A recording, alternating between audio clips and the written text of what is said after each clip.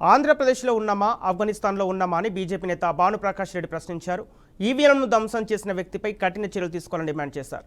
ఇక అరాచకం సృష్టించిన వ్యక్తిని ముఖ్యమంత్రి వైఎస్ జగన్ మంచివాడు కాదని సంబోధించడం సిగ్గుచేటుగా అభివర్ణించారు. కూటమి ప్రభుత్వం అధికారంలోకి వచ్చిన వెంటనే వైసీపీ నేతలంతా జైలుకి వెళ్తారని ధీమా వ్యక్తం చేశారు. నువ్వు 3 పర్యాయాలు ఇలాంటి ఈవీఎంని ఎమ్మెల్యే బుద్ధుందని అడుగుతున్నావు. నువ్వు ఎలాగయ్యాను ఎన్నికయ్యావు? నువ్వు 3 పర్యాయాలు ఇలాంటి రౌడీలకి గూండాలకి టికెట్ ఇస్తావా జగన్మోహన్ రెడ్డి గారు? మీరు మళ్ళా పరిచయం చేసేటప్పుడు మంచివాడని చెప్పి పరిచయం చేస్తాడు. ఇదేనా ఈవీఎంలు ధ్వంసం చేయడం? రెండో వీడియోలో ఎందుకు ఈవీఎంలు ధ్వంసం చేశావని చెప్పి ప్రశ్నించే మహిళని మేము మాటల్లో కూడా చెప్పలేము మిత్రులారా. మీరు ఆ వీడియో కానీ జాగ్రత్తగా వింటే మహిళా లోకం తల దించుకునే విధంగా మహిళల్ని దూషించారు. మూడో వీడియో తాడిపత్రి ఎమ్మెల్యే విన్నారు కదా.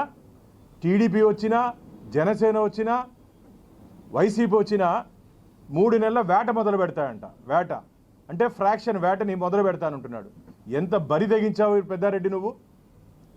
ఏం మాట్లాడేవాళ్ళు లేరనుకుంటున్నారా? అడిగేవాళ్ళు లేరనుకుంటున్నారా? ఇష్టం వచ్చినట్టు మాట్లాడుతున్నారు. మళ్ళీ ఇంకో వీడియో తెనాల్లో క్యూ లైన్లో వచ్చి ఓటేయ్యా అని చెప్పి ఎమ్మెల్యే అభ్యర్థిని అక్కడుండి ఓటర్ ప్రశ్నించేందుకు చెంపదెబ్బ కొడతావా? ఈరోజు 175 నియోజకవర్గాల్లో మిమ్మల్ని చెంపదెబ్బ కొట్టేదానికి ప్రజలు సిద్ధంగా ఉన్నారు.